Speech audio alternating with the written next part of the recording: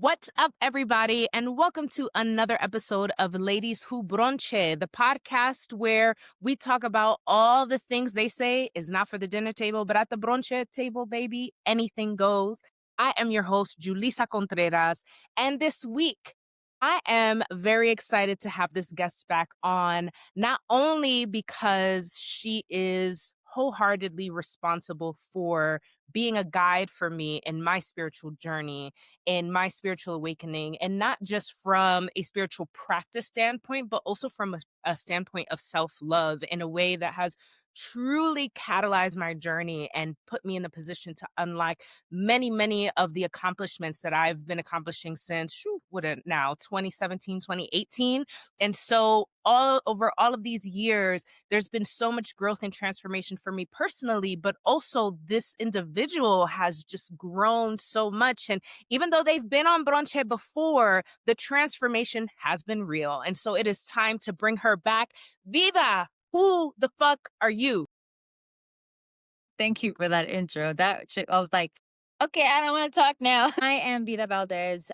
I have been a spiritual practitioner actively working since I was 14 years old. People call me a spiritualist. Some people call me an espiritista, which is basically a psychic medium. I grew up in not really in this, but in this, my grandmother would do things and I automatically knew what she was doing. And she's like, how you know that? I'm like, someone told me. And so I've been doing this for a really long time. Over 35 years I've been doing it. And I have taken a couple years off here and there. I've had children, I've had life issues, health issues, but I am what people call me a spiritual advisor. I like to look at myself as a guide. I'm not healing anybody. I can help you heal, but I'm basically the mirror. You know, I've gone through hell and high water 10 times. People have many labels for me: elder, madrina, mom, wife, daughter, sister, cousin, friend. And I've been able to do this work for a really long time. And I'm grateful that I picked up what my grandmother put down. She did this work in Cuba. She did consultas or readings for people. They were her close friends or the neighbors. And, that was about it. And, she kept it very hush hush, but I was the only one in my family that actually followed through with it. And it was something that I always felt I had. I always thought people had this.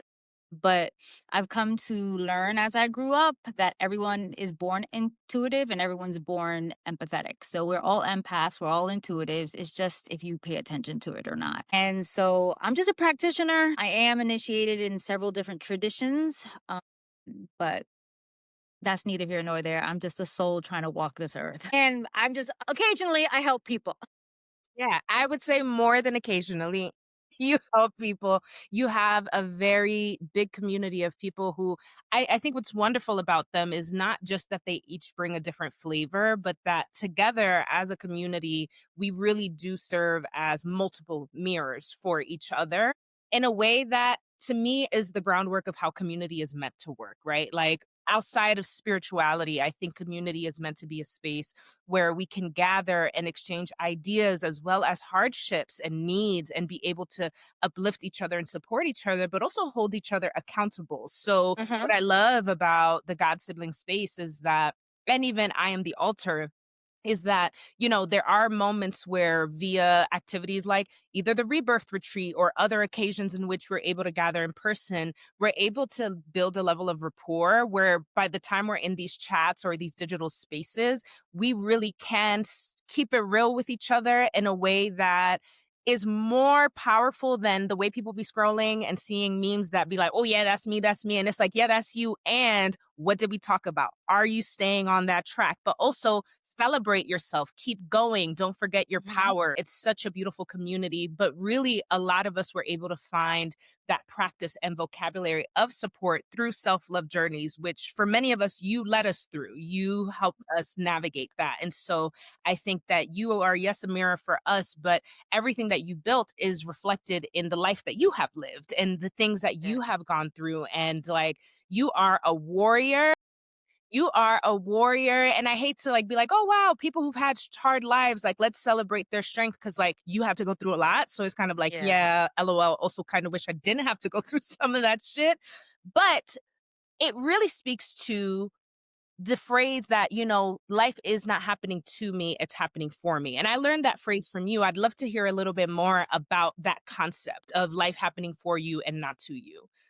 Well, like you said, no one who goes through a hard journey wants to be like, hey, I went through all this shit and be like, woe is me. I'm not saying that there's not a place for people to feel sorry for people or pity or so. And I'm not saying that that's good or bad because a lot of people, they hear specific words and they automatically assign like pity with negative, or that's not here nor there because positive and negative really doesn't exist in the cosmos. So there's that. Who I am now, I realized to get where I am right now and to continue evolving because my path has not slowed down, I had to go through all of this. And what I mean by that is that every horrible thing that happened to me in my human life is what elevated my spiritual life.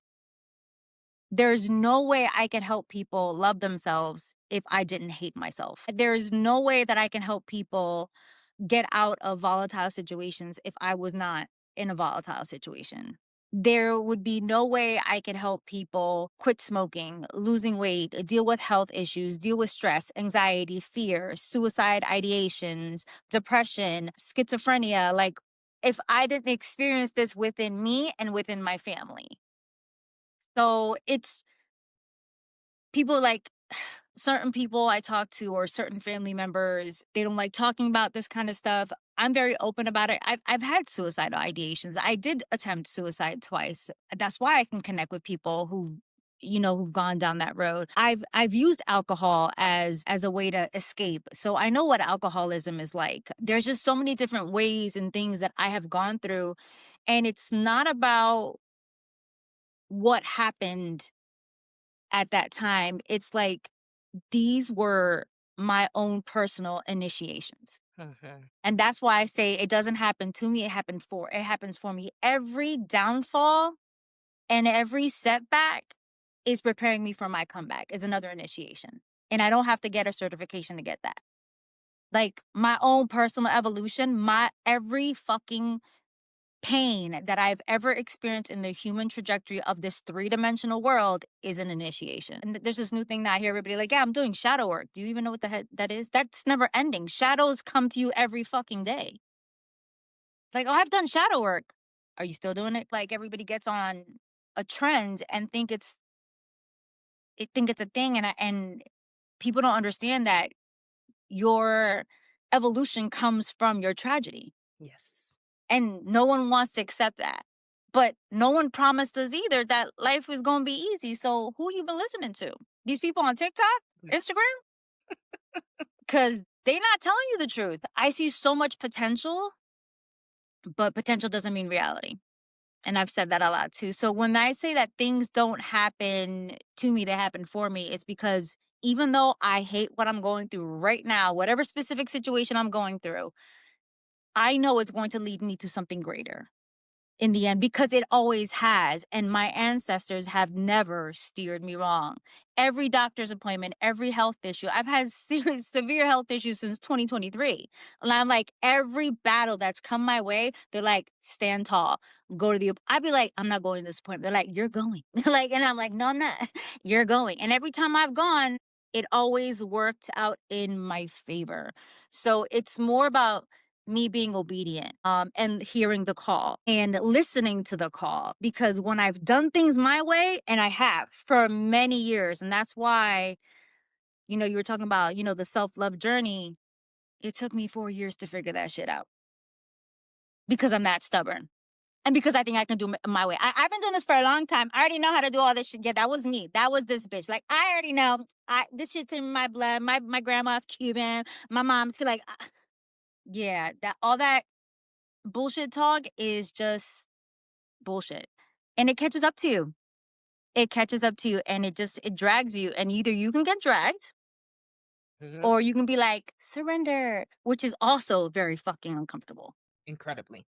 But surrender is so much easier than getting fucking dragged. Yeah.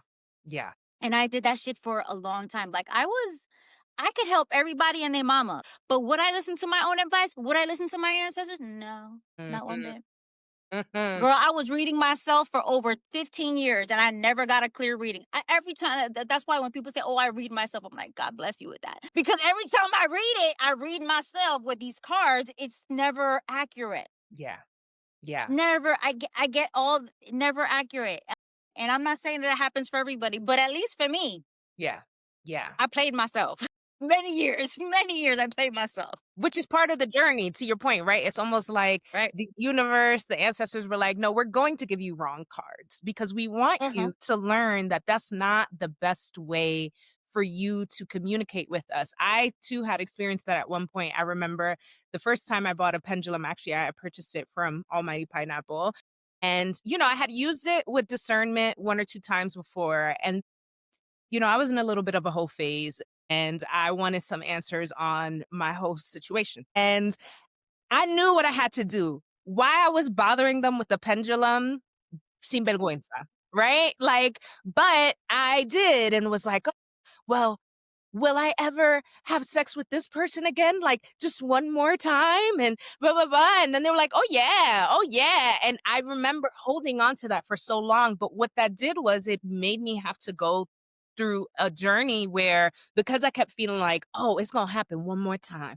It's going to happen one more time. Like the pendeja, I really learned a silly lesson. And thank God it wasn't the worst drag of my life, but it was enough for me to learn like, one, you need Yeah. to honor what your intuition says before you get tools, before you get a reading, before any of these other external factors. Like learning to develop this muscle is the most important thing. And also put some respect on us. Like we're not a toy. It's not like you just get to tap in those ways. It's an exchange of energy, which then really started to lead me into like what is the reverence of this exchange and what does honoring my ancestors or whatever guides that are coming through for me look like outside of me just saying, oh, thank you, yeah, I'm grateful, but like what are the practices? And that's something that you really helped me develop, and we've gotten better. I don't ask silly whole questions anymore, but it's a journey for everybody. Yeah, yeah, definitely.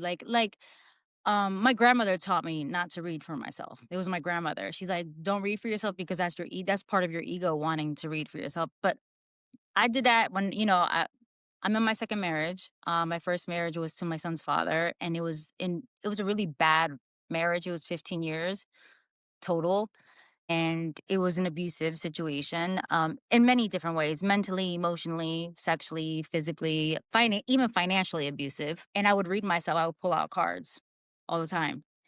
And I would get one day the lovers, the next day, the fool. I'm like, well, damn, like there's occasions where I've pulled myself out of my own thinking, and I'll sit and I'll pray and I'll do my set. I have a set of prayers that I'll go to, and I connect, and I do it intentionally because everything is by intention. It's not what you think and say, it's the intention behind what you think and say.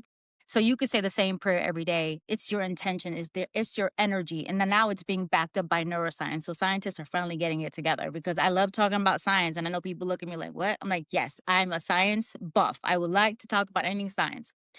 And so when I pray and I still feel torn, I will go to my pendulum and I'll ask permission first. I was like, can I use the pendulum? It's not that I don't trust you, is I'm doubting my faith because I'm scared. And my fear is overpowering me. And because my fear is overpowering me, and it might spiral me into my anxiety, into my depression, because I have been diagnosed depressive, then I'll ask. But I have to be at a point of like I would have to be at a really bad point. And anxiety is real. Anxiety can be crippling. So I have done those moments, and those been far and few between because what I was taught by my own ancestors, like we didn't use tools. We didn't need a card. We didn't need a pendulum. We needed the elements, which you already have. Go outside. I'm like, what? Sit outside. Feel the wind. That is us. See the rain. That is us. See the snow, see the sun, like touch the ground. I'm like, okay, got it, understood. Now what? Now pray. I'm like, what? Have a conversation. What do you want to talk about? And it wasn't just always to the ancestors. It's always to what people call God or Allah or Buddha or the Most High or the universe if people don't align with religion. And when I started doing that out of reverence and respect because I heard it, I got so much more openings, and I realized that the Most High was giving me there because it's. I always say that God is the original they them. Like because people we don't now. So the Most High would give me helpers. I had guardian angels. Mhm. I'm like, oh my gosh, we have archangels. And people know me for working with my ancestors a lot, but people really don't know that I work a lot with archangels too. So my archangel magic stuff and ancestor magic is those are my two heavy hitters. So I do work with specific archangels and I call on them. And then I would have my ancestors who is everyone's first line of defense, our ancestors. But then I also had ancestors of spirit. And then animals are nature's angels. And then elementals and it grew slowly, very slowly for me. But I feel like if I would have rushed it, I would have never really learned everything that I've learned and that I've experienced throughout these 30 something years on and off, right? But the surrendering part, and asking permission. And if I didn't hear anything, it didn't mean no. It just meant wait. And I think that's another thing people don't like these days is patience. And I keep trying to remind people like we're part of nature. Just like a seed is planted, it takes time for it to go through the soil. And I use this reference a lot. I like you haven't been buried, you've been planted and it takes time. It takes time for a flower or a crop to yield. Like it takes time for a tree to grow. Think of it, look at a tree outside and look how big it is, even if it's a small tree. Now Google that. Since everybody wants to be on Google how long it takes to grow a tree. Think of yourself as a tree because you have to connect to your roots, and the roots are so much deeper and wider and interconnected to so many different things that you need so you can be sustainable in any weather. And people don't understand that the underlayer of this human body is just so much more intricate in energy and spirituality, regardless of what you believe in. That's why I say energy or spirituality. That it's just so much more than what you see on the outside. And so many people are so concerned about what people think or when I cared about what people thought about me, when I cared what my family thought about me, when I cared what my mother, my father thought about me, when I cared what my brother thought about me, it took a turn for the worse. And it wasn't a good phase in my life. Like I was like, oh my gosh, like I'm unlovable. They don't get me. Maybe I am crazy. Maybe the voices I'm hearing, something's wrong with me. It does take a lot of how people call it negative situations to realize that you got to count on you because you came in this world by yourself. You're going out by yourself. So why are you can't take none of these people with you? As much as I love my children, as much as I love my mother, as much as I love my partner, my animals, everybody knows I'm infatuated by my dogs. I can't take none of them with me. I got to make sure I'm good. So the relationship that I have to focus on is with me first. And if I'm good, then I can help you out if I want to, Mhm. not by obligation. Because I was raised that I was obligated to take care of everybody else because I was born a specific gender. And I said, fuck that shit. And my family, a lot of my family members don't speak to me on both sides of my family, and that's okay. I'm cool with that because how they say, God got me, God got me. Mhm. And I mean, and it's no hate to them. I love them. I just don't like who they are, and that's okay. And they don't like who I am, and that is perfectly okay. I will still pray for your soul because I love your soul. I just don't like your human exterior, and it can be cool like that. Mhm. Mhm. And people don't realize that you can do that. You can love somebody from a distance, and you don't gotta like them. Yeah, that boundary, right? Which is something that we're gonna talk a bit about later because it came up in the animal medicine that is going to sort of frame our whole conversation. But let's step out of the spiritual spirit and get into the spirit of brunch for a moment, and let's get into our bronche questions. So I want to know. What is your favorite brunch drink and plate? Now, back in the day, I gotta say it was cafe con leche. I am a coffee fanatic. But recently, my body's been craving fresh juices. Like, I don't know why, but lately it's been a mixture between passion fruit, pomegranate, or peach. Like that, some fresh blended fruits, like freshly squeezed fruits. Listen, give me a cup of pomegranate juice. Hello, pomegranate is it's fruit of the gods, and I'm like, yes, I feel like so much more clear when I drink more natural substances, but it has to be freshly squeezed. It can't be like I can't be store bought. And what are you eating? Believe it or not, I am addicted to berries. I live in blueberry capital of the world, swear to God, down in South Jersey now. No more Nueva York. No more Nueva York. But I love me some berries, some fresh picked like really we can pick them out here. So some freshly picked blueberries with, some whipped cream. Like we can make the whipped cream with like egg whites and vanilla. For those of you who don't like dairy, you can do that with some whipped cream, but strawberries, blackberries, blueberries, and gotta say, because I have an autoimmune disease, gluten-free pancakes. And I can do that, like literally, because, whoo, baby girl, you'd be like, oh my God, I can't move after a while. So what bochincha topic are you discussing over a meal? Oh my gosh. Probably what my kids are up to. Like literally, like my kids. So my husband and I, we have 5 kids combined. So we are a blended family. Usually it's always about the oldest or the youngest, but we have 3 in the middle. So we're always it was usually we're talking about the kids, what they got going on. Our oldest is 28. Our youngest is Littles, who's 17, who's going to be 18 by the end of the year and is already driving. So I'm like, Yes. that's been like the topic. I'm like, oh my God, they got a car. Like, oh my God, like, college, they just, I was just blown away last week. I was just told that they're going for their PhD. Damn, Yeah. they And moving they're in their fast. and they're in their first semester of college. I'm like, so it's a lot about the kids. Also about usually I like to go to brunch with my husband because it's a way for us to get out.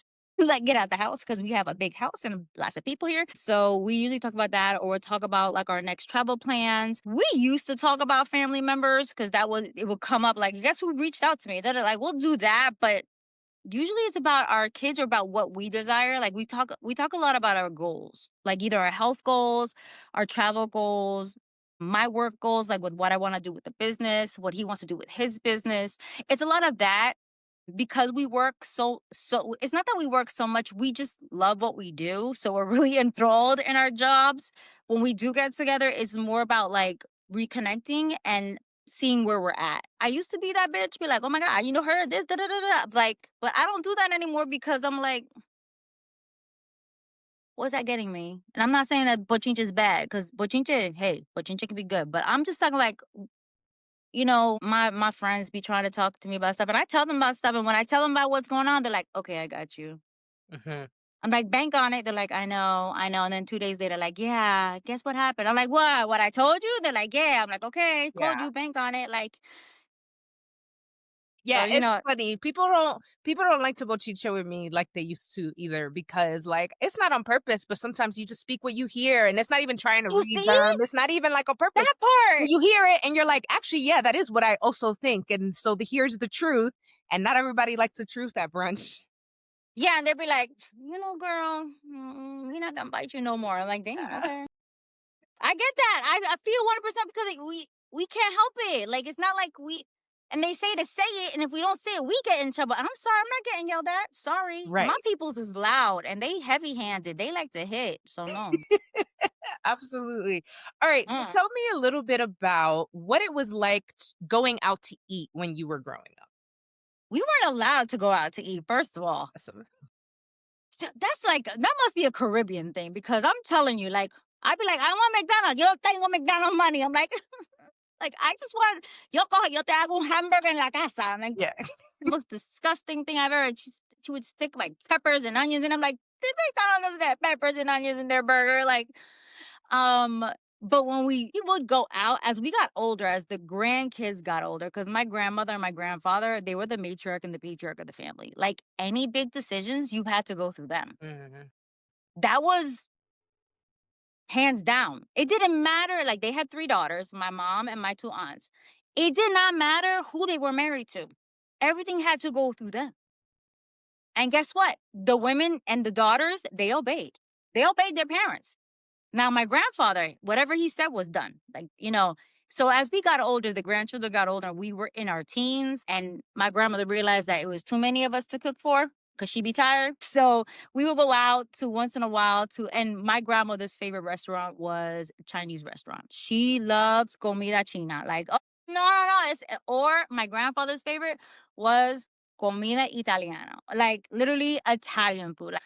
And it wasn't like, the Olive Gardens or the red. It was literally holes in the wall, just like that we would find holes in the wall, like Latino places, like other Cuban cooks or Dominican or Puerto Rican spots. We would find, I don't know how they would find it, but they would heard it from so and so, because Cuban people like to talk. They just like to gossip. They really do. They really do. I could talk about my own. And so they would find Fulano told them about, oh, this Italian place. And my grandfather loved Italian food and my grandmother loved Chinese food. So whenever it was Mother's Day, we'd be going to a Chinese restaurant. And my grandmother's favorite was the lo mein noodles. Like, she just loved them. And, arroz chino, because, they had everything in it. She goes, this is perfect. So she ended up learning how to make it. And she would do arroz chino in the house. My birthday is December 4th. My grandmother's is December 6th. So guess whose birthdays got smushed together? Mm-hmm. So I had comida china usually for my birthday. So, but that was like in our teenage years.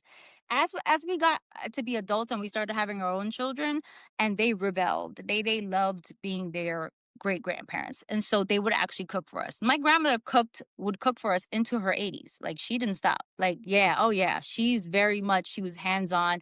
Matter of fact, she's the one that taught me how to cook. Mm.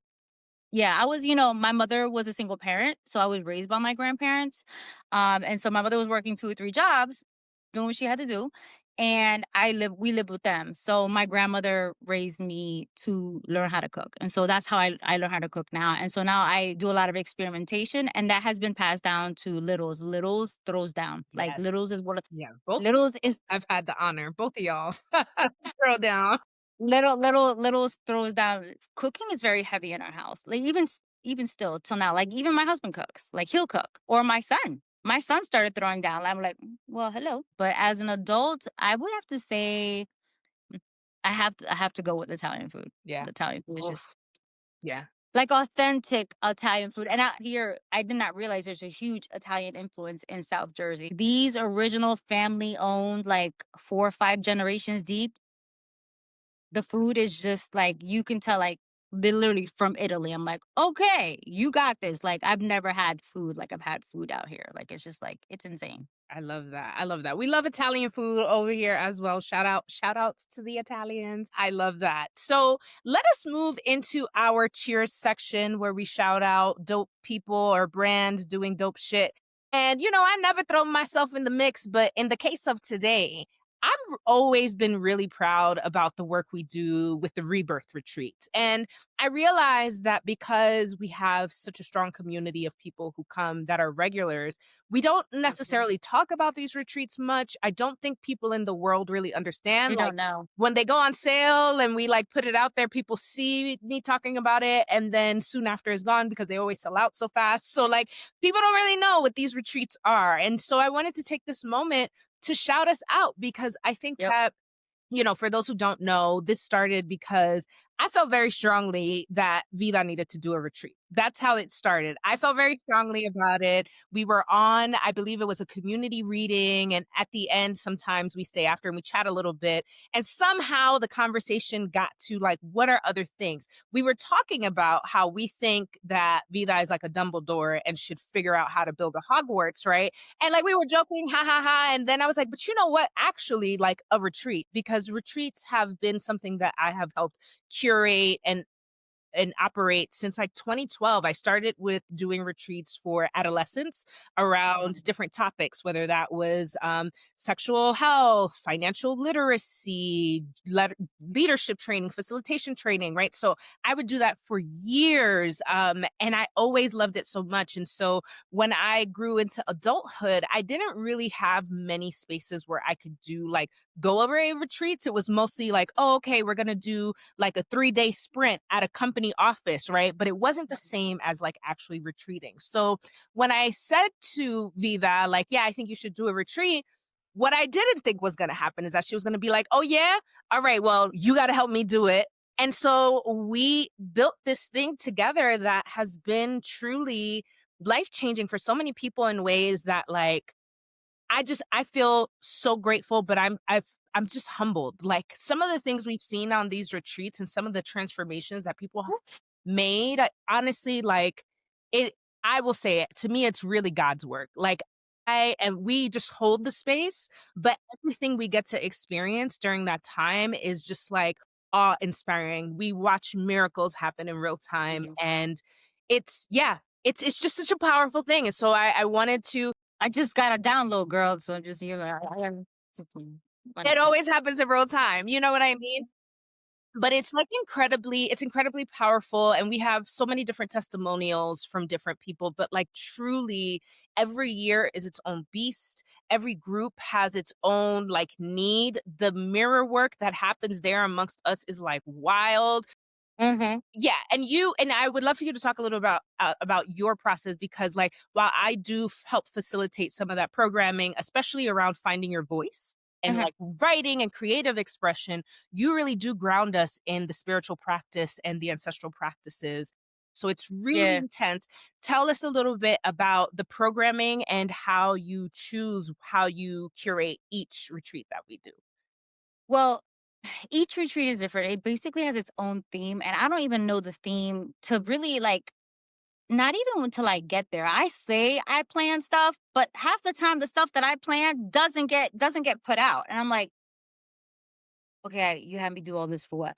And I literally just while you were talking, they're like, we're gonna talk about this next year. I'm like, okay. So because we have to plan next year's. So usually what happens with the retreat, it's about 5 days.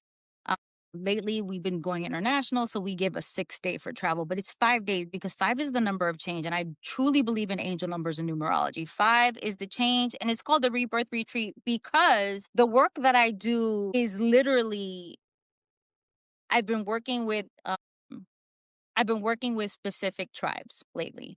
And I've had the honor. They've asked me to come back and work with them again. And you've never really known shadow work until you do it with a Native American teacher. And what I've realized, they told me several months ago, like, you hold a lot of shadow medicine. And I didn't realize that. And like you were talking in the beginning, like I've gone through so much. And now I realize that all of my shadows are medicines for other people. And that's what Love Thyself, Love and Know Thyself, the Rebirth Retreat, all of those programs is basically you getting to know every part of you and becoming one with it, not one or the other. And the programming for Love Thyself and the programming for the Rebirth Retreat is always the same. We start with the ancestors because the ancestors are always connected to you, regardless if you like them in human time or not. They still your ancestors.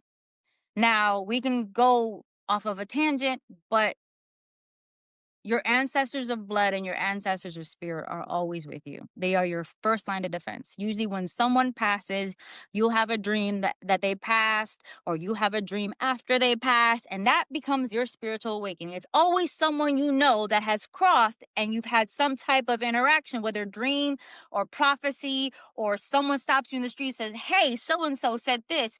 That usually begins our spiritual transformation for many of us, not all, and I know that.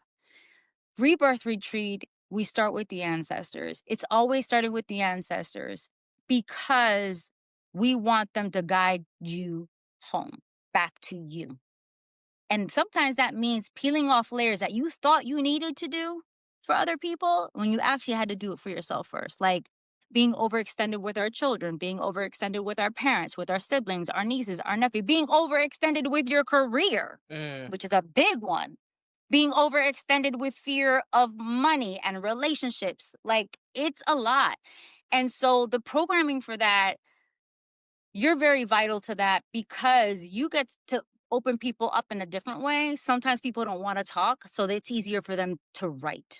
So Julissa is there every fucking year and always doing some shit. And like, I don't like the shit she puts me through because I have to do it too. I'm like, God damn. Like, I told her last year, like, why am I writing this? Like, I was so pissed. I was like, it was uncomfortable, but it's necessary. We even had a North Node workshop last year, like this year, for astrology. So more astrology is coming, and more things are coming. Like, I literally just got a cha-ching.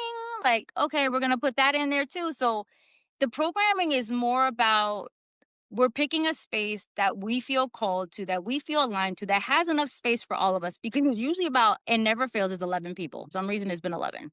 Programming is always some meditations to get you settled because there's a lot of energy around us. So we want to call the ancestors in first and foremost as our first session because we want them to ground you, that you're safe, that you're protected, and that the people that are here might flip or might flip on you. You're like, they're kind of off, and you don't have no idea why they're off because something in you triggers them. We've had a lot of that throughout the years. Like, so and so triggered the shit out of me, and so triggered the shit out of her. You get triggered by other energies, but it's necessary because then you get to see what you have to work on. And I've been triggered. Every retreat, I am triggered. This past year, and we went to Colombia, and I was triggered, and Littles was triggered. And let me tell you something, that triggering was so uncomfortable, but it was like, I felt like my heart cracked and something else came out of it. Like, it was just like some other thing, like not like a beast, but like something like, let it go. You have more love and more energy here than worrying about what so and so said, did, or do. And then we have things to ground us spiritually. Like, again, like, I do a lot of meditations. I do traditional cleansings. I do that. We go old school with that. And I bring like I have like this, might as well call it like a limpia bar. Like, I have, Yeah. like, I literally bring like all my colonials, all my waters, and my oils too. And they're like, wipe yourself down, clean yourself, because other people's energy, like, literally, I come prepared. I bring everybody notebooks. I bring everybody pens. I don't know why, but I always give a gift. I always give a gift. I don't know why. I just like, let me give you a gift. I'm one of those people. That's my love language. Words of affirmation and gifts. That's my love language. But the programming is just so intentional because even the things that I do plan, like I said, doesn't come out. So I always follow what spirit wants. Because when I get there, I'm like, okay, we're going to start with y'all. Thank you, ancestors. Then I talk about something else and we go left. I'm like, fuck, okay. Like, that's literally what happened this year. I'm like, Yeah, this year. Yeah, even I at one point I'm working. I was like, why am I working this retreat? Like, things kept coming up, which for me was uncomfortable just in the space of like, I honor and revere the decades of experience that you have doing what you do. And so I have this thing, that I'm still working through with people's power dynamics where I'm like, oh, I'm not worthy, or like what can I possibly say in the presence of somebody who's been doing this for decades and decades. But this year I was like getting nudged to do that.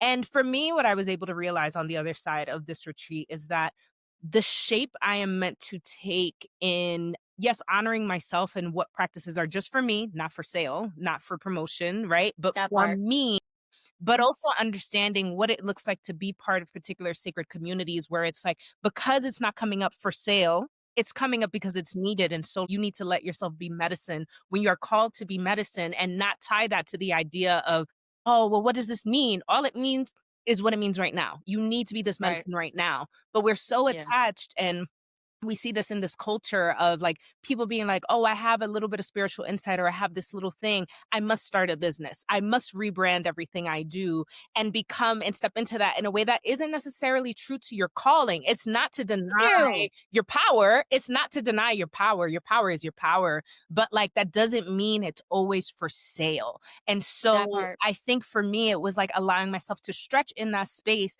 and be comfortable knowing my integrity and knowing that I'm not that girl. I'm not about how to pretend it's something, but where it is coming up and where it is meant to be called for what it is, like being comfortable saying that. Like that Right. a lot of the way in which my power or medicine works through creative expression is coming from a deeper source. And that's how That's I your medicine. offer. Yeah. That's your medicine. Yeah. And people don't understand that. People think like, oh my God, I can see things, I can hear things, I can feel things. Okay, positive Pollyanna. Yeah. Great for you. Right. Did they say you need to open a business? And or they're like, oh, when I hear like, oh, I dabble with this. You don't dabble with spirit, first of all. Be careful what you say. Because sometimes they don't like what you say either. Like, remember, not all spirits are nice spirits. Like people forget that too. And I've had so many people say, "Oh, I'm going to become a shaman. I'm going to become this." Like, well, who told you that? Like, oh, I have these gifts, and so why can't you apply these gifts or your abilities to your current career or business? Yeah. Yeah. That's why I created my last program, which is the 12-month program, Soulful Mastery. I'm like, those are for people who have been in their career or business for more than 2 years. This is not to take away, this is to add. Your spiritual abilities can enhance your finances. If you are a financial guru, guess what? You could be calling on Jupiter and all the spirits that help with wealth and affluence and luck and prosperity, and call on them and build altars to them and work on helping people so you can financially coach them. Hello. No one said you had to open up a business Yeah. Yeah. to be like, oh, I'm going to teach you how to work with Jupiter. No, I'm going to work with Jupiter to help you make more money. How about Yeah. that? That part. It's the framing. I love the way you frame that, right? Because it is what I've had to learn. And like, you know that this year I also did an artist residency year. We did a lot of Native American indigenous work in that space as well. And so to your point of that shadow, a lot of the shadow that I had to release was the shadow of titles. And we did that Hmm. also at this year's retreat. It's like taking off those layers so you can just be with what it is before you're trying to figure out how to milk. Sometimes it's really the bounty is just really for you.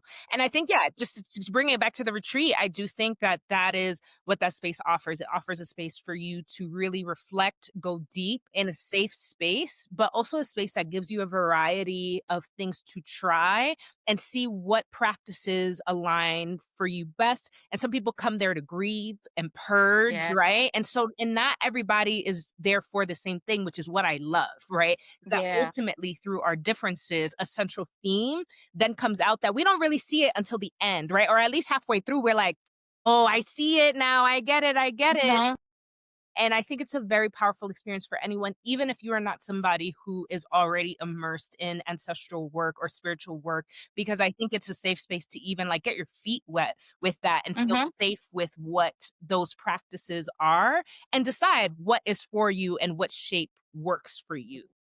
Yeah, it's not a typical retreat. I love that every year we always get some new people. Mhm. I take care of the lodging. We always get a house. We always pick a specific location. We none of us has never been to, so we're experiencing it right along with you.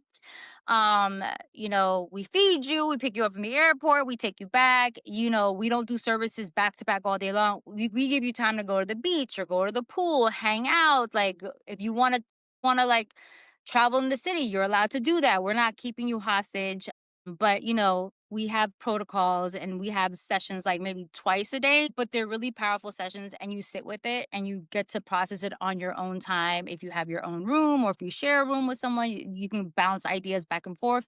So I really do love that different relationships have formed from people that I never thought. And it's funny because people who share rooms, for some reason, spirit tells me, no, no, no, you're gonna put this one with this one, this one, and this one. And I'm like, why? And then I see the relationships that form. Mm. I'm like, oh, love that. And so more beautiful things have spun out of the relationships of people I've shared. I put rooms in together, and I love that as well. I'm glad that you pushed me to do this, because my mom's already asking me, where are we going to next? I need to buy my bag. I'm like, oh my gosh. It's super powerful. And I'm grateful that we're able to space to really digest gems because we need those spaces. So I would like to know, is there anything you want to shout out this week? I was thinking about that, and I really wanted to shout out you because you do a lot of work. I wasn't Yes. expecting that. No, like you, it, you've helped me in so many ways open myself up to places and spaces that I have been so uncomfortable with. Like every rebirth retreat, I'm uncomfortable at least a good fucking 3 hours. I'm like, what is going on? Why did this happen? And she's taking in whatever I'm dishing out. She's like, uh-huh, I got you. And you've been able to push me into spaces that I've never thought I could be at. And the retreat was one of them. And like literally my lights keep flashing. They're excited. You've been if you've been seeing that, that's it. I'm like, can y'all stop? I'm like looking at my lights. I have these beautiful lights and it just they go. Zzz. I'm like, can you stop? I'm talking in real time. But it's like the work that you do, not just to prepare for the rebirth retreat, the statistical stuff, like everything in the background. Like if y'all don't know, like Julissa's the one that finds out how long your flights are, like finds out like the transportation company, finds out about the chef, the food, like really does all the heavy lifting when it comes to preparing this place. But the work that she does during the retreat, that just has made me see myself in a different way that I never thought was possible. And it's allowed me to step into more of a teacher role, which I never thought I would be. And now like I teach all the fucking time, which is crazy to me. I'm like, I suck as a teacher and I just talk shit. And then, but again, everyone's like, oh my God, where's the next class? I'm like, okay, I got it. So I want to say thank you to you because I believe in giving people flowers while we're here. I want to give you your flowers. Like again, like y'all don't know, she pushed me to do something I was not ready to do. I did fight it. I fought it for a long time. I'm like, no, no, no, no. Come on. Every community reading. And then she would be hitting me on the side, like, so what are you thinking? I'm like, literally, that's how my face was like, no, I'm not doing this shit. I'm not doing this shit. I don't do retreats. I don't do none of that. And you're like, you can do this. We can get this done. And we fucking got it done. And our first retreat was in Arizona. Hot as hell. But so interesting. I almost got stung by a fucking scorpion. Again, rebirth. Like literally, we had crows. Rebirth. The cactus is another rebirth plant medicine. Then we went to Puerto Rico, and then we went to Costa Rica. Oh my gosh, that was woo! That one kicked my ass. Ghostbusters. Yeah, no. And then Colombia. Colombia was a different animal for me. Colombia was very silent. Like I felt like we were being stalked. And the crazy thing is, like, I'll just say this real quick. I won't forget the fucking vultures. The vultures followed us we had vultures sitting on top of the house. Vultures were constantly following us. When we left the house, we saw vultures in the city. When we came back, the vultures were literally sitting on top of the house. We're like, oh my God. The vultures were real. And that's powerful representation because again, vultures represent death. So a lot of things was dying in us energetically, spiritually, emotionally, and physically. We had people purging, like going to the bathroom and vomiting. Like it was no joke. But I just feel like, I want to say thank you because you see a lot as well and you hear a lot as well. And you're still able to navigate and crack us open even harder. Like she gives us these prompts, y'all. Like I'm like, And I'm they're like, just these are just proud. and I'm like, why you just stabbed me in the heart? Like shit. Like you made me remember shit when I was 5 years old. Like it's just but I've always told you your words are your medicine. Writing is your medicine. I said it before, I say it again. You are the work. Mm-hmm. So, if anything, like if there's a testimony about what I've done in this world, you're an example of it. And seriously, Thank you so that's a much. big one. Thank you so much. No, truly, it's been a hell of a journey, and I even think that that's a great transition into the Tuta Loca which is appreciation versus appropriation of religious practices in general. And I'll even start by saying, I think being somebody who grew up in a Seventh-day Adventist household, even though I was not baptized in the religion, right? There was this rigid sort of pathway of what that is, what you do, what you don't do. And so for me, I've never been one to be like, oh yeah, I'm just going to claim something because I know I'm like, if I'm claiming the thing, there must be a bunch of rules or a system around that thing. Am I Mhm. actually being reverent to the system? Which is why I didn't get baptized in Seventh-day Adventism, not because I didn't think the church was beautiful or that some of the sermons weren't powerful, but because I knew I was going to dance. I knew I wanted to wear earrings. And I know that sounds silly, but these are like, for those who know, these are like things within that religion that are not allowed. Right. And so I was like, yeah, I can't. Like, I'm a dance, like, I'm not a dancer, like, I'm not good at it, but my soul always felt a drumming, which, later on in life, came to fruition in ways that makes more sense. But like, I knew in my soul, I was like, you cannot stop me from the dancing. You cannot stop Yeah. me from these expressions because my words are my medicine. And so to constrict them never felt right. So I went with my gut on that. As when I first met you, and a lot of people don't know the story, like I don't want to say like, oh, I was scared of you, like on some like super punk shit, but I think I met your energy before, like, Uh-huh. so like you're the vessel, but the energy spoke first. And I was like, I don't know what the fuck is up with this shit, but I'm good. Like, I'm good off this. I don't need to get a reading. I don't need to do all these Uh-huh. things. But really, it was understanding that there was a boundary that existed around what the shit really meant. And so Uh-huh. I'm grateful for my intuition because it always put me in a position of, I'll call it fear for lack of a better word, but really it was a discernment and knowing to be respectful of exactly Uh-huh. what it is I was stepping into. However, I also witness in many spaces, even within our own community, people who don't have that respect, people who come in and they get excited, and they start to claim things, whether that's claiming things around African tradition religions or even Uh-huh. things like Kundalini yoga and Uh-huh. other things that like seem like you could just get it from Becky for 3 easy payments of whatever of 555 right? But actually there's systems that need to be Yep. respected. And when we skip out on those systems, I think, and correct me if I'm wrong, is not even just disrespect, but you actually cheat yourself out of the purity of the magic and the process. Like, these initiations actually set you up in a particular way. But you talk about this Uh-huh. a lot, about you always say we appreciate, we don't appropriate, which I think is super important, especially Uh-huh. the way you hold awareness as somebody who is light skinned Latina, right? Like, you have your Black ancestors, but you don't walk around in this space in a Black body, right? Though you have Black Right. lineage, right? And so Yep. navigating that for you, I'm always very grateful for the way you honor that, because even in our own spaces, there are people who get a little bit too comfortable with the way they disrespect Black bodies while Yep. honoring Black deities, right? For Right. example. So I just would love Exactly. for you to share any thoughts around this theme of appropriation. Well, first and foremost, people need to know their fucking history. We came from Black people. Learn your history. It was proven in 1980 in the University of California. White people proved this shit. But at the same time, my white passing has a privilege. And I know that too. And I will stand up for that privilege for the people that I love. Whether it's my child, because I have a Black son, whether it's my godchildren, whether it's my family members. My mother in law is Black. My grandmother was a mulata who passed as a white woman, but she was Black. Her hair, she straightened that bitch out every fucking Sunday to make sure her hair looked like a little football helmet, because she did not want one curl to pop out, because white is right, Black is bad. That shit is very much still in existence to this day in the Caribbean diaspora. And my Black lineage, I'm not Black, but I am indigenous.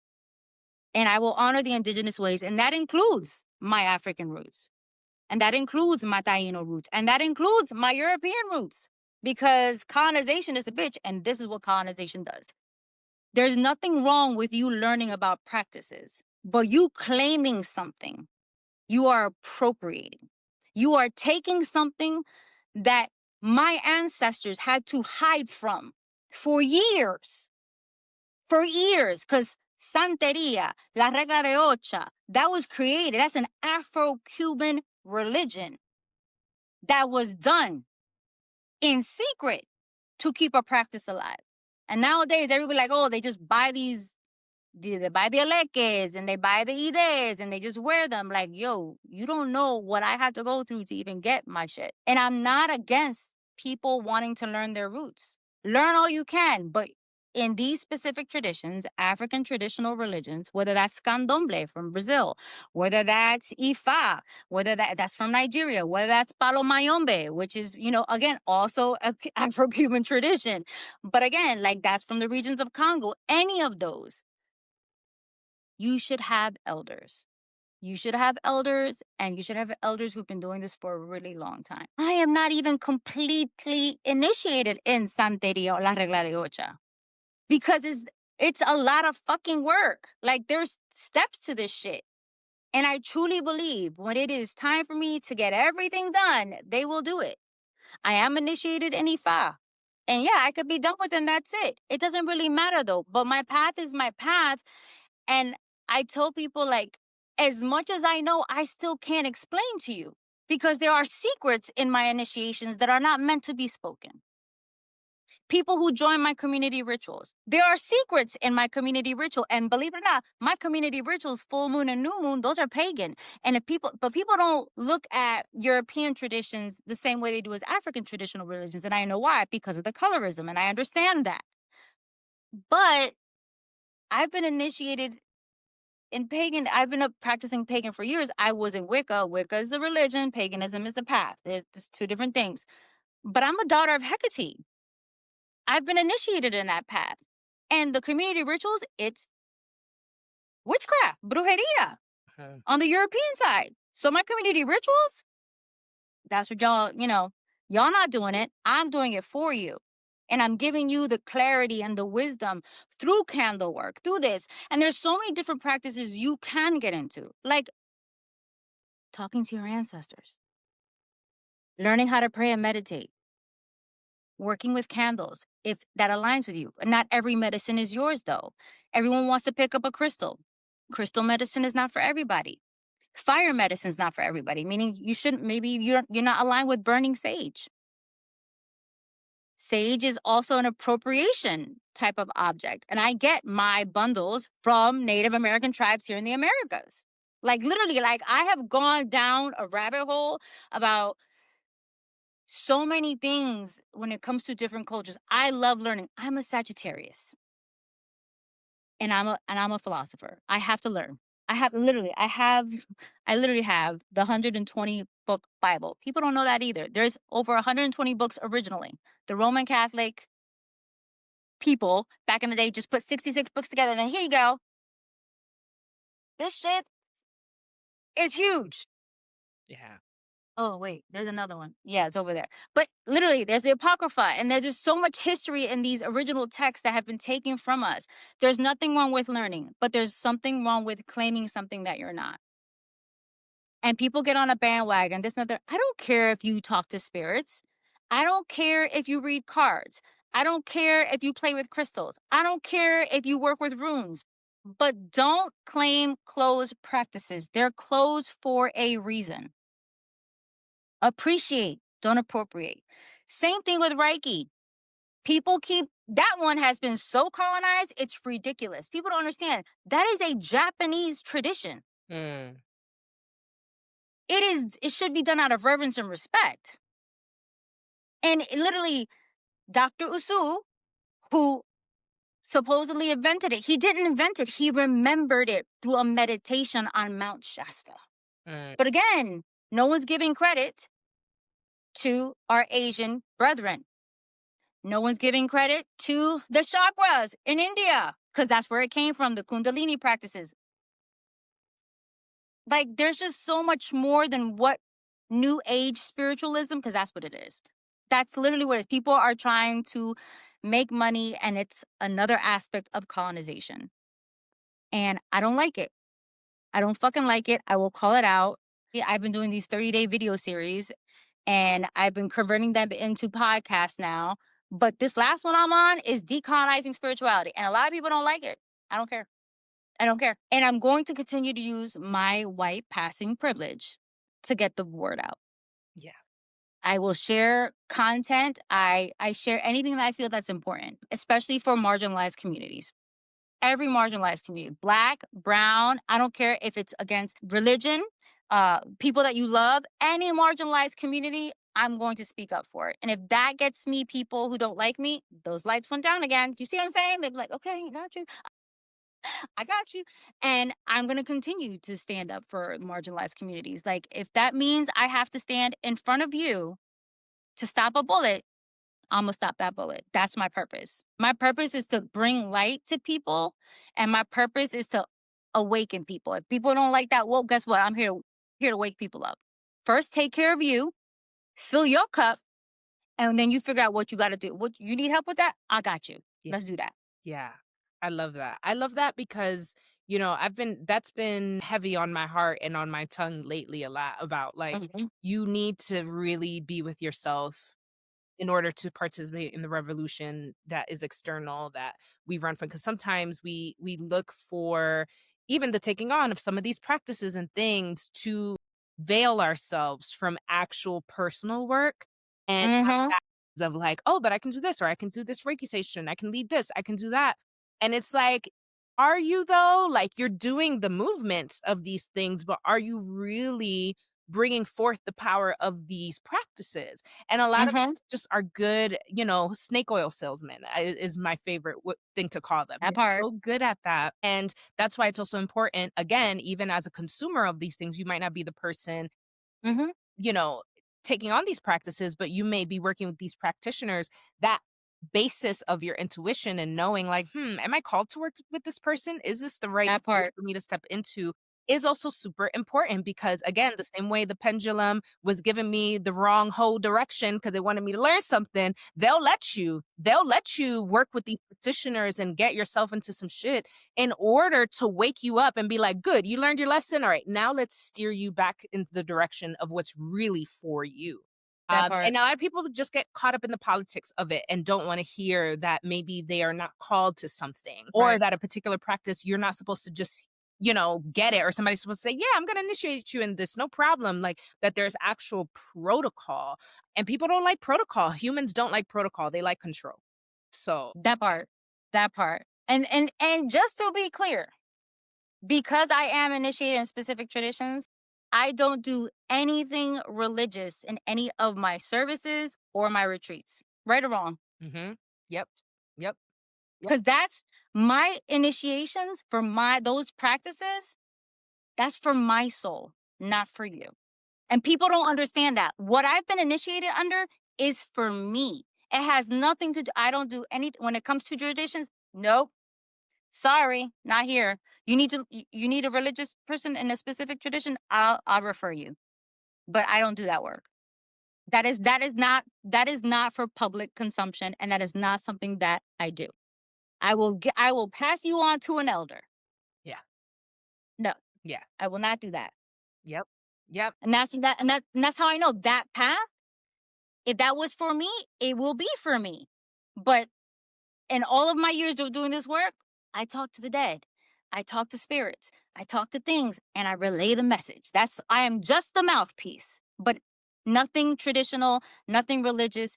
What I do in my house is my business for my soul, my destiny. What you do in your house is your business for your destiny. It is not for public consumption. Because nowadays people just selling things and just say and telling people like, "Oh, I read this book that said this, you can do this." What are y'all doing? Go ahead, keep doing it, cause y'all gonna end up learning, not me. I'm be like, Yeah. Yeah. I've seen I've seen a lot of really negative things online because people are just showboating. Yeah. Yeah. And the bad part is that's why I always say we appreciate, we don't appropriate. If you're not sure about something, don't touch it. How about that? If something looks hot, why would you put your finger on the stove if it's hot? Why? Why would you touch the iron? If you know you're not supposed to touch the iron, why would you do that? But because like you said, well, perfect example.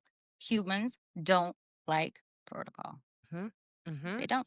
Yep, and I think it's a beautiful segue into the plate of the day, which is finding the power of self-love through spirituality. There's many ways to love yourself, and not all Mhm. of them require any spiritual practice, but the essence of love, of eros, really does come from a divine space, and there is something really beautiful about giving yourself the opportunity to build a practice that is centered around self-love, because when in doubt, when let's say for the people who are, they don't believe in anything, like you always say, Right. they don't believe in anything but science, let's say, even the science of repetition will show you that in maintaining a particular ritual and practice, there is a deep level of growth and expansion that can happen to you in your feelings and energy, whatever you want to call it, if you don't want to believe in it spiritually, right? But like there is a shift that happens. It's like the water test. I forget the exact name of the test where one cup of water receives positive words and the other cup of water received negative words, and we could see what happens with the particles in the water. right? If you don't believe in nothing else, look at a test like that and just understand the power of pouring into yourself and pouring positivity, right? You've already talked a lot about like what led you to build some of the programming that you offer, but I'd love to hear a bit more about what's are some of the most common things people get caught up in their spiritual journeys that are counterproductive to the cause. And I want to frame this conversation with some animal medicine that came up. So I always pull an animal medicine card to frame our conversations, and the card that came out today was the armadillo. And the armadillo speaks of boundaries. And not only does it speak of boundaries, it really asks us to investigate, am I honoring time for my personal joy? Am I being treated like a doormat? Why am I always a yes person? And why do I get upset when I get taken for granted, but then show up and do the same shit again? First of all, you have a whole boundary boot camp that folks should definitely check out. You talk about boundaries, you teach workshops about boundaries. So this is not unfamiliar territory for you whatsoever. So, in this framework of boundaries, tell us a little bit about some of the common things that people get caught up in their spiritual journeys that are really counterproductive. mean, a lot of Yeah. programming. People get really caught up like, no, but I have to do this for my husband. I have to do this for my mother. I have to do this for my children. Like they're constantly fighting against, they'll come to me for assistance. And I'm like, but why aren't you taking care of yourself? No, because I have to do this. And no, because they always give me like 10 million excuses as to why they don't carve out 5 minutes for themselves. And I'm like, the first thing I really talk about, I'm like, you need to start establishing a practice just for you, whether that's prayer, whether that's meditation, whether that's listening to your intuition. And again, for those energetic folks, you can call that conversation, contemplation, integration. It's the same thing, just a different label. Like, I don't care how you frame it. People are like, no, but I have this deadline for work, or I got to take my kids to this and the third, or I'm a single parent. I get it. But if you can go online and see my videos for 5 minutes, you can go offline and close that bathroom door and cry into your towel and ask the universe to give you a sign. And then all of a sudden, you keep seeing the same video pop up or whatever, or a song comes on and it talks about loving yourself or setting a boundary. Like the signs are always there.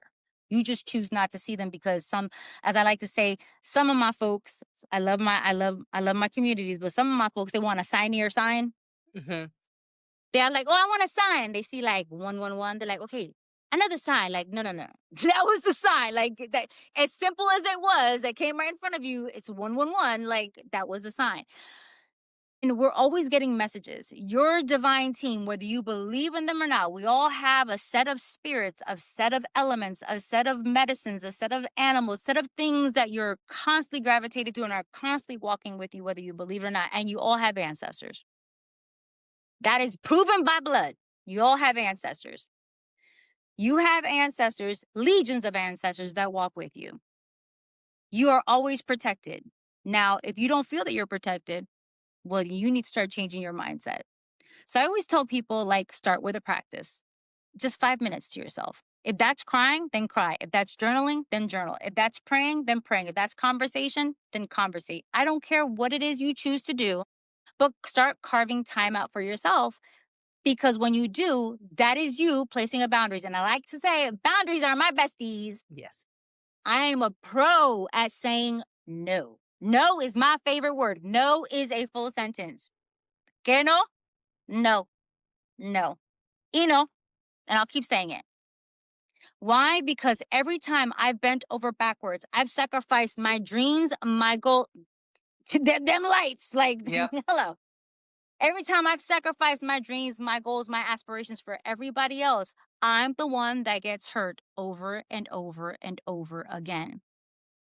These individuals that you're constantly bending over backwards and sacrificing everything for are still going to do what the fuck they want to do, and you're still going to get stuck Mhm. doing shit for them. And then, or my favorite line is like, but I just want them to be happy. Well, guess what? They're happy and you're still miserable. How's that working out? Yeah.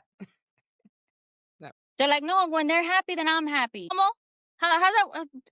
That don't, 2 + 2 = 5 in that one because you missed something. There should be 2 + 2 + 1 = 5. You just like, you skipping a step, boo. What about you? Like, you should be happy too if your family's happy. But you should be serving them from a full cup, not a half a cup. That part. That part. Yeah, and a lot of people don't yeah, a lot of people really struggle. That to me is also tied into, like, some of that identity shedding work that we were talking about earlier. Mhm. People do not feel like they can be the model citizen if they are not showing up in a particular way, the model mother, the model worker, and we have to, like, let go of these models because we are following them, but we didn't build them, and so it's not always one size fits all. So I think to Of your course. right, like, getting caught up in our programming really does block us, and hey, like, grace, right? Because struggle with it, like, struggle with shedding the identity. I know for Yeah. me, and a lot of the work that we've done together, like, I'm stubborn. Like, I have a really hard time letting go of things not going a certain way, but especially not being understood. Like, I don't understand why people don't understand certain things. I'm like, "Why does the world not see the way see itself the way I see it?" Like, duh, and Right. that constant, like, frustration and desire to make people see things the way I see them as opposed to just standing in what I see and allowing the world to witness me and perhaps learn something rather than me trying to force that into them has been really it's been one of the bigger parts of my programming that I also still struggle with, right? Yeah. And sometimes when we hold on to some of these layers in identity, we also it's counterproductive because it doesn't allow for us to shed that layer and then see something deeper that is actually the problem, right? It's like how they say the wheel of emotions that you shared with me, right? Like oftentimes anger is actually hurt and pain and not just Yeah. anger. And so there's a lot of ways that we rage ourselves through life without going deeper and softening into the other aspects that is where our true transformation and healing is sitting. Mhm. And so I think, even for that, like, what would you say are the right reasons or the wrong reasons to pursue spirituality in the name of self love or in the name of anything else? Like, when we get catapulted into spiritual journeys, like, what, Right. and I put air quotes right or wrong because there's no right or wrong. It's just what's for you Right. and what's not for you. But, like, Exactly. what might you say with your years of experience on that? I always tell people that we are spiritual beings or energetic beings, however you align, science or spirituality, having a human experience. But again, people don't understand it's the human experience that raises your energy or raises your spirituality.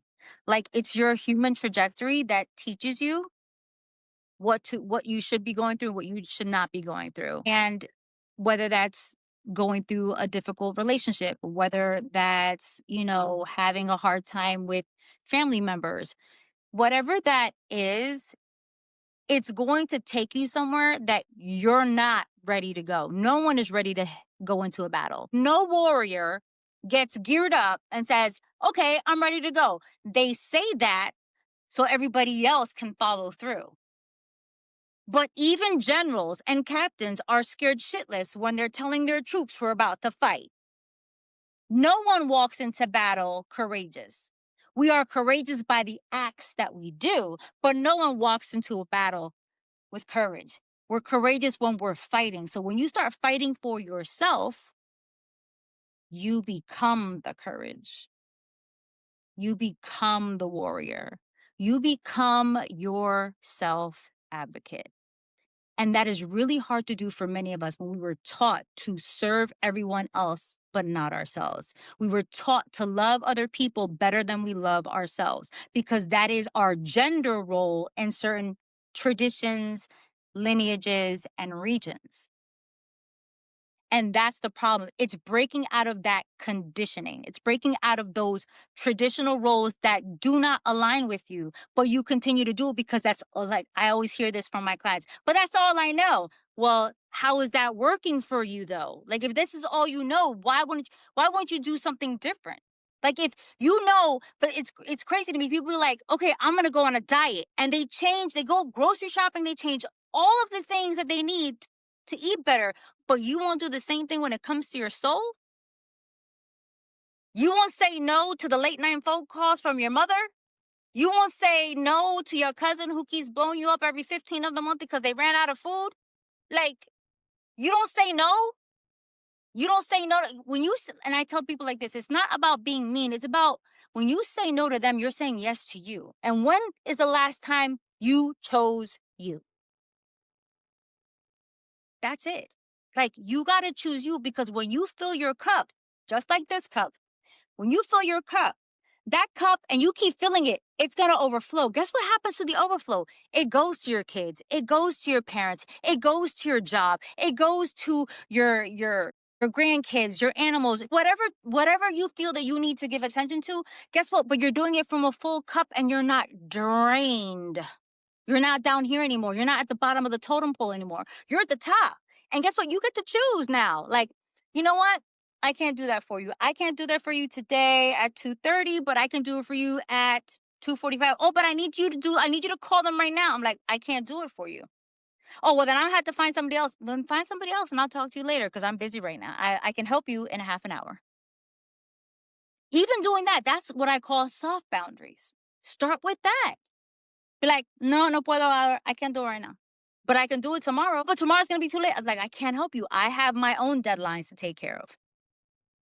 Putting a soft boundary will start teaching you, those who benefit, that you don't have a boundary put up in the first place. And that's going to be your eye opener, because you got to get tired of being sick and tired. Mhm, mhm, mhm, 100%. And I feel like a lot of people have this idea of what they call woo, which I said in another episode. I don't like that word, and I know we use it for shorthand, but I don't like that word because it really reduces the power of a repetitive practice. And we don't call gym buffs woo, right? Like there are people who have like this body practice, and it's like the same shit, just in a different part of the mind, body, spirit Mm-hmm. a triangle that we work with. And I feel like a lot of people have it wrong that once they go on this journey of serving themselves and loving themselves, that they're going to lose everything in a way that is bad. And I would offer you do lose a lot. You do, but it makes room for things that are so much richer and better than what we can see before us. And so I think that that's something that society has wrong about woo is this idea that it's all like clean cut and whatever, and it's not. It is a tough journey, but like life is meant to develop us through struggle. And sometimes that struggle is deeper than others, but like struggle is still the theme at hand. And Mm-hmm. so to unlearn the labels, to free ourselves from the molds, to step into a repetitive practice will really teach us what we don't know about ourselves. And a lot of people swear, like you said, they don't have 5 minutes to do whatever, but they don't know that the value of that 5 minutes might feed them in ways that they could have not imagined. And then they go, damn, this is just 5 minutes. What will a half hour do for me a day? You know what I mean? And then really start to claim more space for themselves. Mm-hmm. And I'm curious for you, like when you see people who are struggling with these practices, like how do you encourage them to shift their mindset so that they can really dive into their journeys, especially when we're talking about connecting to ancestors? Because I do think that that particular practice is one a lot of people, a lot of people have been Demonized. Christianed out of it and other religions out of it in a way that has been harmful. So, like, what are ways that you encourage people to remove some of those blockers and start to connect with ancestors specifically? Well, a lot of people do come to me because someone passed away. Mhm. And so they want to hear from them. I'm like, this is not Burger King. You can't have it your way. It's not like, oh, excuse me, hello. Like, no, it's not like, the seances they have in movies that they call on somebody. It's not like Ghost, with Whoopi Goldberg and Practice Swayze. Like, that's not how this works. First of all, if they've crossed over, they are also on their journey. And you have to respect that. They will reach out when they're ready. Again, like our souls are always on a journey. And our souls, our souls are doing things on their own time too. When our soul leaves these bodies, they're on a journey as well. They're a journey of revisiting and reviewing their life. Some souls are not ready to go, and some souls how we call it, are earthbound. You have to give them time, and if you're missing them, I always encourage, light them a candle. If you don't want to light a candle in your house, you can always go to a church. There's plenty of Catholic churches that you can go and light a candle for them. You can put a mass in their name.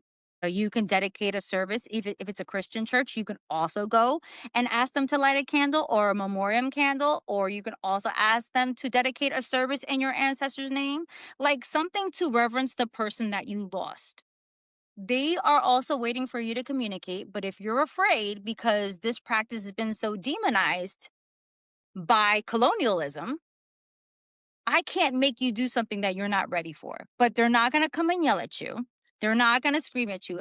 My ancestors are loud because my stubborn ass took 4 years to learn how to love myself. What does that tell you? Mine get loud because they know that I react to that. And sometimes when they give us these nice little messages like the 111 and the 222 and the 333 and the butterfly, the white butterfly, da, da, da, da, da, and all these little lovely signs, and I'm not paying attention, they're like, oh, yeah. I'm like, oh, okay, I heard you. Well, my bad. Sorry. Like I said, sometimes you want a signier sign. That was me for years. I'm like, I saw the white butterfly and I saw the 222 and the 444 and even a 777. What is this? I ain't no say. I'm like, now here, oh yeah. I'm like, oh, okay. That's how I know when my grandmas are, she's like, oh yeah, like, what's wrong with you? Like, I've been showing you shit all day and you're not paying attention. I'm like, my bad. So it's like, I always tell people like, they're not going to hurt you. They're dead. They can't come back to life. They're not like zombies. This is not the Walking Dead here. Like people like be bugging out. Like, no, because you know, the things that I see in the movies, it's made up. Mm-hmm. First of all, there's a lot of shit people make up to sell. It's called TV. It's called Hollywood. They make shit up to make money. Like, you know, hello, they've been doing it now on social media. They make shit up to make money. Like, you know, like they make up these crazy stories and you get hook, line, and sinker and you start following these people. Like, oh my God, did you hear about this? And gossip news. It's literally gossip. There's no truth to it. But I tell people like your ancestors are always there for you. Not even the most recent ancestors. Think about your ancestors from the Middle Ages. Think of your ancestors from medieval times. Think of your ancestors from over 5,000 years ago. You have legions of ancestors that has wisdom and knowledge that has been lost in translation. And they've chosen to speak to you. And they've chosen to reach out to you through a recent loved one. For some reason, you've lost other people before, but this specific person, like, oh my gosh, like I lost, and I lost my brother, or I lost my grandparents, or I lost my sister, or it's always something to trigger you to not only just connect with that specific ancestor, but that's just the opening for the rest of them who have so much knowledge and wisdom for your growth. You are the living prayer of those who were under persecution, specifically those of us who have lineages in Caribbean diaspora. And again, because again, the Caribbean is a mix of African, indigenous, and European. So we have 3 bloodlines fighting in many different ways, one to conquer, one to survive, and one to hide. Like, again, like, and sometimes the one to conquer was also the same one trying to hide because they realized they could kick our ass. So, you know, like, you know, so it's, and that's another thing too. I get a lot of people like, I don't know how to work with my white ancestors. You call them and you tell them to get their shit together because we all have to get along here. Like my white ancestors, they get along very well with the Taino, the Guanches, and the African. They have no choice. You want my evolution? You want my help to elevate your spirit? You need to help elevate mine. It is a relationship. Mm. It is a relationship. We all come from mixed bloodlines. Go do yourself a DNA, not 23andMe, because they be selling your shit. Right. They do, girl. Bankruptcy, hello. Yes. 23andMe, you know, so go get a DNA test if you're curious. I always tell people that too. Like, what do you think? They're going to take my DNA? I'm like, they already got your shit on your phone. What you talking about? We're all tracked. What are you talking about? Like, our devices are all tracked. I don't care what anybody says. Hello, I'm a vet. That's all I'm going to say about that. Right. Yeah. So it's all Definitely tracked. tracked. It's all tracked. So what if they have it? Your doctors already have your shit. Who do you think they give it to the lab to? You think these labs don't track? Right. Yeah. Come on. Like, CDC has protocols for a reason. But check it out. See what comes up. Yeah. See what comes up. Yeah. And if you feel called to a specific tradition, it might be in your bloodline. And if it's not, that's when you learn how to appreciate, you learn about it, and we don't appropriate. Yep. Yep. That's a big one because, like, for me, for example, like, I always grew up and my mom would always say, "Oh, the joke would be like, oh, that I look Hindu," they would say, right? Dominicans sometimes we be calling shit Mhm. like, well, how do you can't look Hindu as a religion? But oh, she looks Hindu. Oh, yeah, and then my mom would be like, "Oh, well, we have like Arabic ancestors and but with no real detail." And I always felt like I went through a phase. This was pre Shakira, but I went through a phase that led into Shakira's belly dancing moment where I was like, Mhm. there's something about that dance, that like Yep. Gitana energy that Yes. really called to me for some reason. Fast forward, whatever, I don't remember what year I did do a ancestry.com test. And Mhm. we finally figured out it wasn't just some Arabic country. It's like somewhere between or Lebanon, modern day Syria, and like we have ancestors and it's not even that far removed. It was my mom's great grandfather, right? So like not that far at all. And seeing like the high percentage and me being like, whoa, that's really cool. It makes sense how there were certain things that called to me naturally in my soul and maybe in some of our features from my mother's side. But that didn't put me on a ramp where I was like, okay, well now suddenly I'm Syrian or Lebanese and so I'm going to take it all in and I'm going to, because I wasn't raised in the culture. Right. That doesn't mean I don't, first of all, I got mad love for it and respect those people Yeah. on it, but, like, that's not who I've come to be in this lifetime in the version of what people label Syrian, Lebanese people as, and so, for me, the movement has been whenever because those ancestors have spoken up and have come up, Oh, yeah. right? In spaces and in ways where it's like, "Oh, wow, like, there's a royalty to you." There is, like, like, they like silk and like really Mhm. rich. Like there's something about I don't know. We're working on it, but there's something really rich about the way Mhm. that they show up. And so I honor the parts of our lineage that they come and bring to me. But I have not been called or nudged to like Of go course. off and search and create a whole new identity based on this piece of information that I have. Mhm. Same here. Like my shit keeps coming up with Egypt. I'm like, no wonder I want to go to Egypt. But I'm not sitting here and I'm trying to be no damn Egyptian. No, I will appreciate. I will research. This is one of the main reasons why I got the 120 Bible with the Apocrypha, because the original, according to historians, the original Bible has works of and written documentation of Cleopatra, the pharaohs, pyramids, things that were taken out. Again, so now I see why. Like it's like literally drawn to me. Like literally, I ended up getting actual authentic papyrus pieces that were passed down to me by my aunt. I'm like, where did you get this from? She goes, oh, the lady that I work for, she didn't want these, and these are actually timestamped. Here's the certificate of authenticity. But you don't see me walk around and painting ankhs on my eyes and shit. Like the fuck. Right. Yeah. I I appreciate every culture, and I feel like in all of my lifetimes, I've been part of one specific culture or the other. Like, I feel that my faith is my force. And that's one of the biggest quotes that I have tattooed on my body. And I actually have like different spiritual symbols on my spine from the base of my neck down to my tailbone from different cultures that I've been called to study, not to practice. Hmm, hmm, hmm. There's a difference. I've been called to study. I don't practice, but I will honor it because just like the spine is our literal backbone that holds all of us, all of our nerves and endings together, my faith is my force. And that's why all those spiritual symbols are literally on my spine. Your ancestors may come from different lineages, and that's beautiful. Research it, learn more about yourself. That's a part of you. That's not all of you, but it's a part of you. You learn all the things you want, but doesn't mean you have to go out, like you said, and just be like, oh, I'm about to start teaching belly dancing now because guess what? Hey, you're like, I got this in my blood, so I can do it. And people tell me, I hear the stories and I see these people like, yeah, I'm part this and I'm part that. I'm like, what? What are you doing? Like, Mhm, mhm. and I can see right through it, and I be wanting like just go in, and I just hear shut up, don't say nothing. I'm like, these people gonna learn because I don't have the time. I don't have the time. I don't have the time to document and like go in on everything that I see. But a lot of things online are not real, and this is why I always say follow your intuition when working with any spiritual advisor, even if that means you do not work with me. I'm good. I can sleep at night. Yeah, Playing with other people's soul, yeah, that's a problem. yeah. Yeah. People don't understand the ramifications of that. Yeah. Big one. That is not a, you will start losing things. You might even start losing your health over that.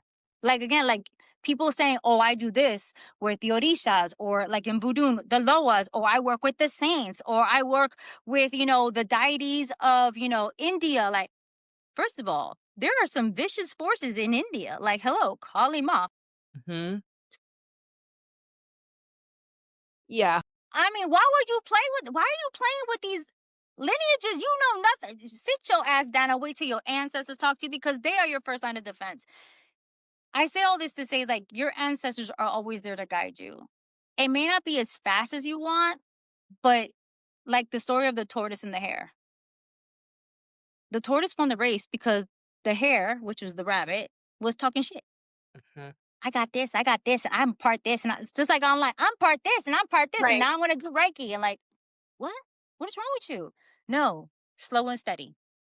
Slow and steady. Like, I'm still waiting for things to get done. I'm not in a rush. There is no rush here.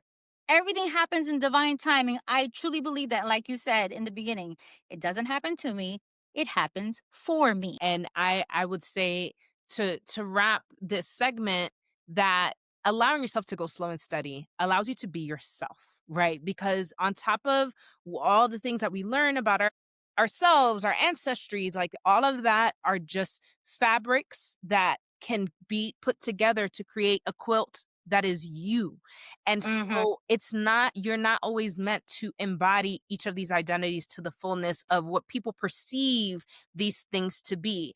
It's a mix for a reason. And the slower and steadier you take it, that doesn't mean you can't, like, have a moment of exploration and diving deep, but to co-opt things or to carry things is to put another label on yourself and to carry another identity that maybe isn't truly aligned to you. And then you just start that cycle again. It's like the journey of self-love is one of unraveling and unlearning to then get into something that is built from love. And you've said this before, and this was also a deep theme in my artist residency this year, which is that love is the true religion. If nothing Yep. else, love is, That's my religion. like, That's my religion. Love. and it's really rooted in that, because once you are rooted in love, like, love allows you to be giving and expansive, but it also allows you to be humble, and it allows you to surrender to things and to know better and be like, because I love myself, even though this is hard, even though I'm embarrassed and ashamed about something,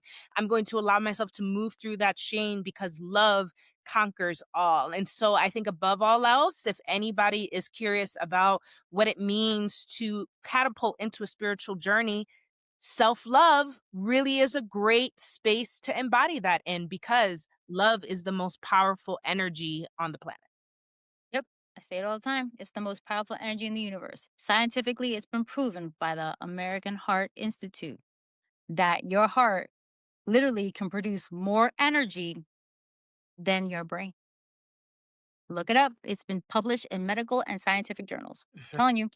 That's why I created Love Thyself. Literally my own 4-year journey. That's why I created that program.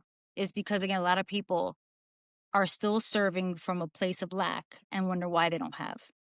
Mhm, mhm. And we are just so grateful to have you doing this work and guiding people back to themselves, because for each person who has gone through this process, who has come out on the other side stronger, they have also been able to impart that wisdom of love forward and Hmm. forward. And that is the true Yeah, ministry, right? If you will, like, that's it. we don't got to knock That's on what it is. doors like the Jehovah's Witnesses to do it, but through being ourselves and Yeah. embodying our true power, we really make ourselves something to be witnessed, something to inspire others. And that is all we're ever meant to do, is to be witnessed, but also be ourselves and love ourselves for who we are. So thank you so, so much for My being with pleasure. us here today and coming back to the Bronche table to grace us with more knowledge. Tell us any special shout outs you have, any work you have coming up, and how can we follow and support you?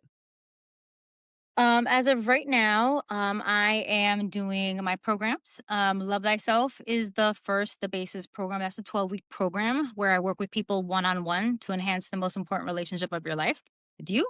Then I have Love and Know Thyself, which is, again, the basis is love thyself, but you actually get to know who you are. Basically, this is what I call about unplugging from the matrix. We work on deconditioning even more, and that's a 6-month program. And then I have the Soulful Mastery program, which is more guided toward people who are in career or businesses. Again, the first 3 and 6 months is love thyself and love and know thyself. Why? Because if you don't love yourself at every stage, if you don't know who you are at every stage, your business, your money, your relationships, your finances, your health, nothing will work out if you don't know who you are and love yourself through every phase of your life. And that's really difficult. And we talk about spiritual abilities, we talk about finances, we talk about passive income, we talk about so many different things in that program. And I'm no longer doing single sessions.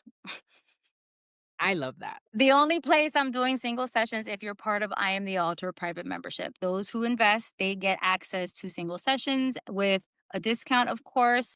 But for those of you who want to start working with me, but you're not interested in a program, I am offering 3 package programs. So like 3 readings, 3 mentoring sessions, 3 meditations. You can do that because if you work with me one time and I don't see you again for another 6 months to a year, you're going to come back to me with the same thing because it happens every time and nothing has changed. I am evolving, so my community needs to evolve with me. So you can check me out, like you literally can check me out on social media at The Truth of Vida on all social media platforms. You can also check me out on YouTube by the name of my company, The Almighty Pineapple LLC. And my website is thealmightypineapple.com. And I also have now podcast on Apple, Amazon, and Spotify, which is The Almighty Pineapple. So those are video podcasts. So if you guys are interested, especially in the boundaries, the boundary boot camp is what I'm currently sharing there. But you can follow me there. If not, if you're not on socials, you can definitely check me out on YouTube. So Yeah. I'll be there. I love that. And you can follow us at Ladies Who Bronche across all platforms. Thank you so much for tuning in today. And until next time, Bronche.